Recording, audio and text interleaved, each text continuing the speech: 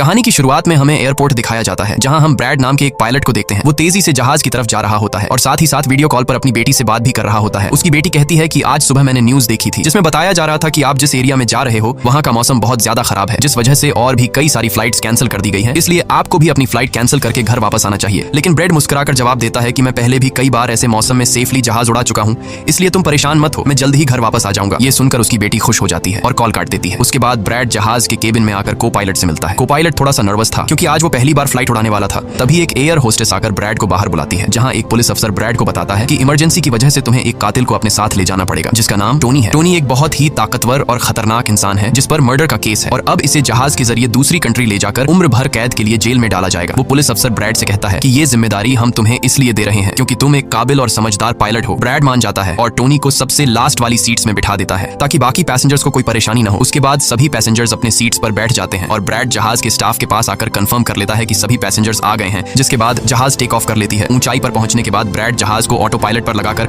को पायलट के साथ अपनी फैमिली के बारे में बातें करने लगता है। ब्रैड को पायलट को मोबाइल में अपनी बेटी की फोटो दिखाता है और कहता है कि मैं अपनी बेटी से बहुत प्यार करता हूं और हमारा इस दुनिया में एक दूसरे के अलावा और कोई भी नहीं है। दूसरी तरफ जहाज में बैठे पैसेंजर्स सफर को एंजॉय कर रहे होते हैं, लेकिन उन्हें पता नहीं था कि कुछ देर बाद उनके साथ बहुत ही बुरा होने वाला है। केबिन में बैठे दोनों पायलट्स भी खुश थे और जहाज भी नॉर्मल तरीके से फ्लाई कर रहा था, लेकिन तभी अचानक मौसम खराब हो गया और जहाज हल्के से झटके लेने लगा, जिस वजह से ब्रैड परेशान हो जाता है क्योंकि उसे कुछ ठीक नहीं लग रहा था। वो सभी मुसाफिरों को सीट बेल्ट बांधने के लिए अनाउंस करता है और रेडियो के जरिए वो कंट्रोल टावर से बात करने की कोशिश करता है, पर उसकी बात नहीं हो पाती क्योंकि मौसम खराब होने की वजह से यहाँ के सारे रेडियोस काम करना बंद कर देते हैं। तभी अचानक बिजली का तेज झटका प्लेन से आकर लगता है, जिस वजह से प्लेन जोर जोर से झटके लेने लगता है। ब्रैड पैसेंजर्स का हाल देखने के लिए केबिन से बाहर जाता है। पैसेंजर्स को देखकर ब्रैड को थोड़ा बहुत सुकून मिल जाता है क्योंकि सभी पैसेंजर्स सेफ थे, पर यहाँ अब धीरे धीरे लाइट बंद होती जा रही थी और तभी प्लेन को कई और झटके लगते हैं, जिससे ब्रैड का सिर सामने छत से टकराकर नीचे गिर जाता है और उसके माथे पर चोट लग जाती है। इस सूरत हाल को देखते हुए सभी पैसेंजर्स की हालत खराब होने लगी थी। ब्रैड जल्दी से वापस केबिन में आकर अपने साथी के साथ मिलकर प्लेन को संभालने में लग जाता है। ये उनके लिए काफी मुश्किल टाइम था। मौसम खराब होने की वजह से उन्हें आगे कुछ भी नहीं दिखाई दे रहा था। ब्रैड कहता है कि हमें प्लेन को नीचे लाना होगा क्योंकि अगर प्लेन को एक और झटका लगा तो प्लेन तबाह हो सकता है। ये लोग फौरन जहाज का अल्टीट्यूड कम करने लगते हैं और जहाज तेजी से नीचे की तरफ जाने लगता है। जहाज के अंदर मौजूद पैसेंजर्स काफी ज्यादा डरे हुए थे। तभी क्रिमिनल टोनी के साथ जो पुलिस अफसर आया होता है, उसके हाथ से मोबाइल छूट जाता है। वो अपने मोबाइल फोन को उठाने के लिए अपना सीट बेल्ट खोल लेता है, जिसकी मदद करने के लिए एक एयर होस्टेस भी अपना सीट बेल्ट खोलकर आगे आती है।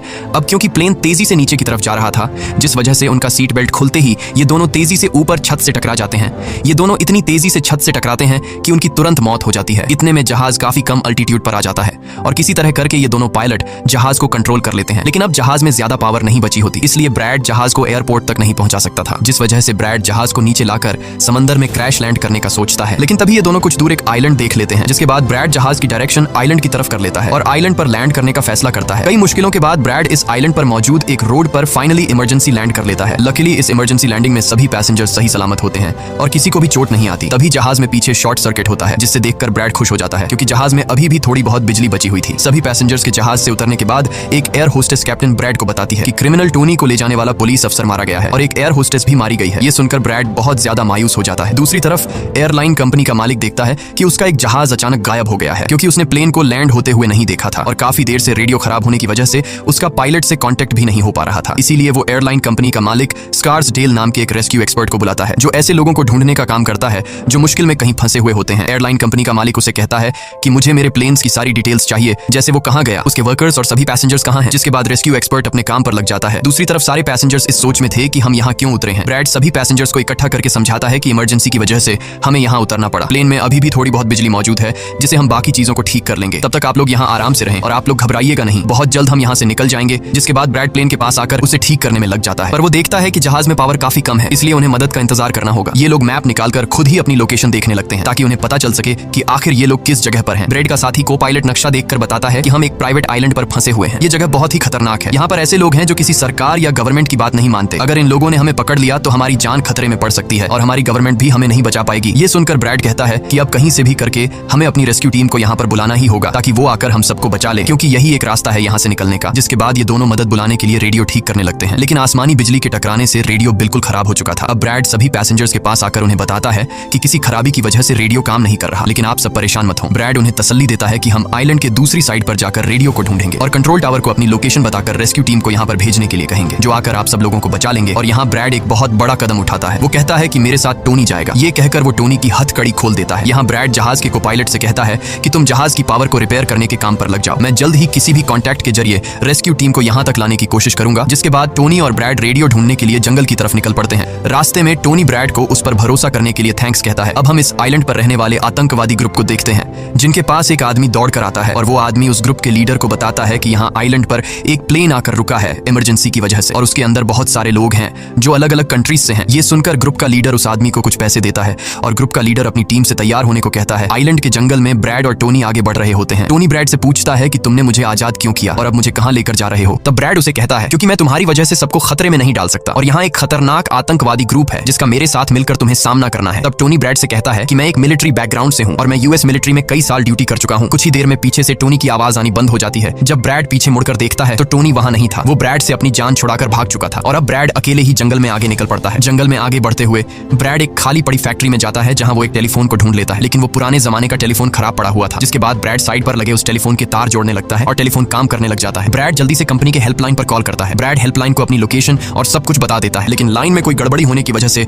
सामने वाले इंसान तक उसकी आवाज ठीक से नहीं पहुंच रही होती, जिस वजह से हेल्पलाइन वाले ब्रैड की कॉल काट लेते हैं। तब ब्रैड को एक आइडिया आता है। वो अपनी बेटी को कॉल करता है और उसे अपनी लोकेशन और बाकी सारी चीजें एक पेपर पर लिखकर उसके ऑफिस तक पहुंचाने को कहता है। तभी बातचीत के दौरान पीछे से एक आदमी आकर ब्रैड पर हमला कर देता है, लेकिन ब्रैड उसे काफी मुश्किल से काबू कर लेता है और उस आदमी को मार मार कर बेहोश कर देता है। तभी ब्रैड को महसूस होता है कि एक और आदमी इस कमरे में आ रहा है, इसीलिए जल्दी से वो छिप जाता है। पर वो आदमी कोई और नहीं बल्कि टोनी था, जिसने बहुत सारे गुंडों को मारकर उनके हथियार ले लिए थे। और वो ब्रैड को आवाज देता है कि डरो मत, बाहर निकलो। फिर जब ब्रैड सामने आता है तो टोनी ब्रैड को एक बंदूक पकड़ा देता है उसकी हिफाजत के लिए। उसके बाद ये दोनों जब फैक्ट्री के नीचे वाले फ्लोर में आते हैं तो यहाँ उन्हें एक कैमरा मिलता है, कैमरा की रिकॉर्डिंग और वहाँ पड़े पासपोर्ट से इन्हें पता चलता है कि इस आइलैंड पर रहने वाले आतंकवादी लोगों को किडनैप करके उनकी फैमिली से काफी बड़ी रकम की डिमांड करते हैं। और जब किडनैप किए हुए बंदे की फैमिली की तरफ से उन्हें पैसे मिल भी जाते हैं तब भी ये लोग उसे छोड़ने के बजाय मार देते हैं। ये देखकर ब्रैड समझ जाता है कि हमारे पैसेंजर्स भी खतरे में हैं। जिसके बाद ये दोनों बाहर निकलते हैं और सामने उन्हें एक गाड़ी दिखाई देती है। ये गाड़ी उस आतंकवादी की थी जो कुछ देर पहले ब्रैड के हाथों मारा गया। अब ये दोनों बाहर खड़ी गाड़ी में बैठ जाते हैं और अपने पैसेंजर्स की तरफ जाने लगते हैं। उधर सभी पैसेंजर्स ब्रैड के इंतजार में बैठे हुए होते हैं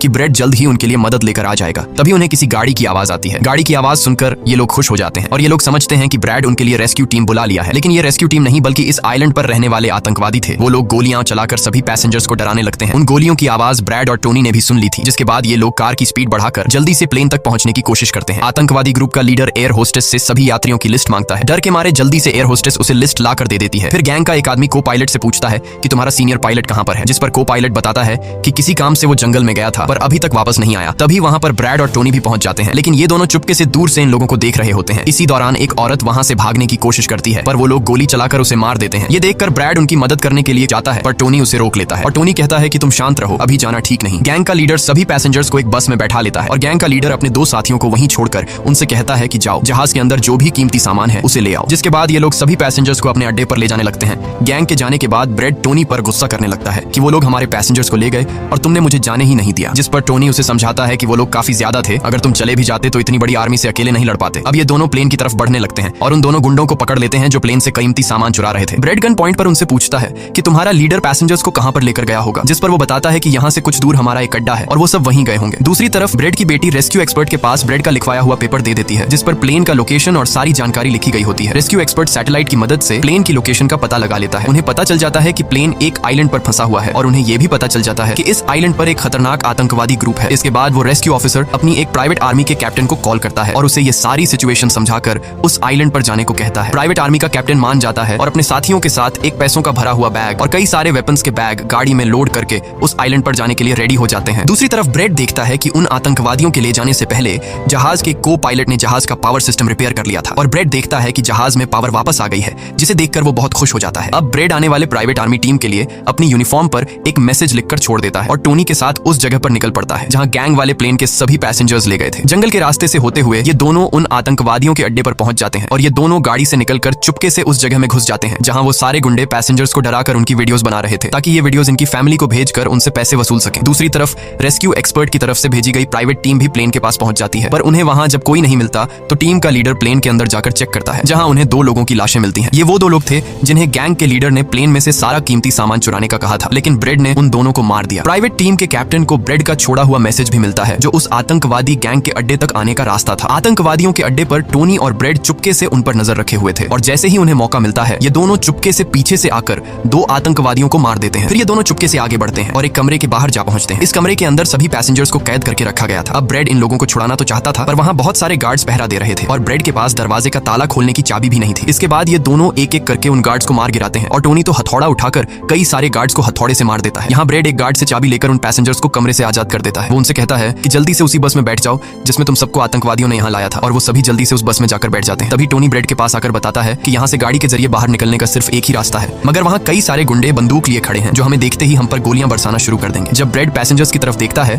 तो वो सभी बहुत ज्यादा डरे हुए होते हैं। अब यहाँ ब्रेड अपनी जान को खतरे में डालते हुए एक फैसला करता है और टोनी से कहता है कि मैं वहाँ पर मौजूद सभी आतंकवादियों का ध्यान भटकाऊंगा और तुम मौके का फायदा उठाते हुए सभी पैसेंजर्स को यहाँ से ले जाना। अब पहले तो टोनी ब्रेड को ऐसा करने से मना करता है। वो कहता है कि ऐसा करने से वो लोग तुम्हें मार देंगे, लेकिन ब्रेड कहता है कि इसके अलावा हमारे पास और कोई दूसरा रास्ता नहीं है। ये सुनकर टोनी मान जाता है। ब्रेड वहाँ से निकलकर आतंकवादियों के पास आता है। वहाँ ब्रेड गैंग के लीडर से बात करता है कि मैंने हेल्प के लिए इन्फॉर्म कर दिया है, जल्द ही यहाँ पर रेस्क्यू टीम आ जाएगी, इसलिए सभी पैसेंजर्स को यहाँ से जाने दो। ये सुनकर सभी गैंग वाले ब्रेड पर हंस पड़ते हैं और ब्रेड को पीटने लग जाते हैं। गैंग का हेड कहता है कि ऐसे कैसे छोड़ दूं, पैसों के बिना मैं किसी को नहीं छोड़ता। और अब जैसे ही ये लोग ब्रेड को मारने वाले होते हैं तभी वहाँ पर प्राइवेट रेस्क्यू टीम पहुंचकर आतंकवादियों पर हमला कर देती है और काफी देर तक गोलीबारी करने के बाद गैंग के कई सारे लोगों को मारकर वो ब्रेड को छुड़ा लेते हैं और ब्रेड को बस में उठाकर यहाँ से निकल जाते हैं। यहाँ गैंग का लीडर देखता है कि उसके कई सारे साथियों के साथ उसका छोटा भाई भी मारा गया। ये देखकर वो बहुत ज्यादा गुस्सा हो जाता है और कसम उठाकर कहता है कि वो इन लोगों में से एक को भी नहीं छोड़ेगा और सभी को चुन चुन कर मारेगा। इसके बाद वो अपनी टीम से कहता है कि जल्दी से तैयारी कर लो, हम जल्द ही इन लोगों को मारने के लिए निकलेंगे। बस में प्राइवेट टीम का कैप्टन सभी को बताता है कि हम बस 5 लोगों की छोटी सी एक प्राइवेट टीम है जो बस तुम्हें यहाँ बचाने के मिशन पर आए हैं और हम कोई रेस्क्यू टीम नहीं है। रेस्क्यू टीम को यहाँ आने में कुछ टाइम और लगेगा। ये सुनकर ब्रेड घबरा जाता है और कहता है कि हमारे पास टाइम नहीं है क्योंकि गैंग वाले जल्द ही हमारे पीछे आएंगे और हमें देखते ही मार डालेंगे। पर मेरे पास एक आइडिया है। जहाज के पास पहुंचते ही ब्रेड सभी पैसेंजर्स से कहता है कि जहाज में पावर वापस आ चुकी है, यानी अब जहाज स्टार्ट हो जाएगा और हम लोग फौरन यहाँ से निकल जाएंगे, इसलिए आप सब लोग जल्दी से जहाज में बैठ जाओ क्योंकि हम रेस्क्यू टीम का इंतजार नहीं कर सकते। उन्हें यहाँ आने में वक्त लगेगा और अगर हम यहाँ रुके तो उन आतंकवादियों के हाथों मारे जाएंगे। ये सुनकर सारे लोग प्लेन में बैठ जाते हैं जबकि ब्रेड प्लेन की तमाम चेकिंग करने में लग जाता है और प्राइवेट टीम के लोग पहले से आने वाले खतरे के लिए तैयार बैठ जाते हैं। तभी अचानक वो आतंकवादी ग्रुप आकर उन पर हमला कर देता है जिन्हें देखकर प्राइवेट टीम उन्हें रोकने में लग जाती है और यहाँ दोनों तरफ से काफी गोलीबारी होती है। पर इस प्राइवेट टीम के पास काफी अच्छी गन्स थी जिस वजह से वो बहुत सारे गुंडों को मार देते हैं। ब्रेड जल्दी से प्राइवेट टीम के लीडर को बताता है कि मैं अगले 5 मिनट बाद जहाज को स्टार्ट करने वाला हूँ और तुम सब भी जल्दी से जहाज में चढ़ जाना। इसके बाद ब्रेड टोनी के पास जाता है और उसका शुक्रिया अदा करता है कि तुमने मेरे इतने मुश्किल वक्त में साथ दिया। ब्रेड खुद को गोलियों से बचाते हुए अंदर जहाज में आकर अपने केबिन में बैठ जाता है और अपने साथी को पायलट के साथ मिलकर प्लेन को स्टार्ट करने में लग जाता है। उधर टोनी के पास गोलियां खत्म हो जाती हैं और जब वो बुलेट्स ढूंढने के लिए प्राइवेट टीम का बैग चेक करता है तो उसे वहां पैसों से भरा हुआ एक बैग मिलता है, लेकिन इस वक्त टोनी पैसों को छोड़कर दूसरी बैग से गोलियां निकालकर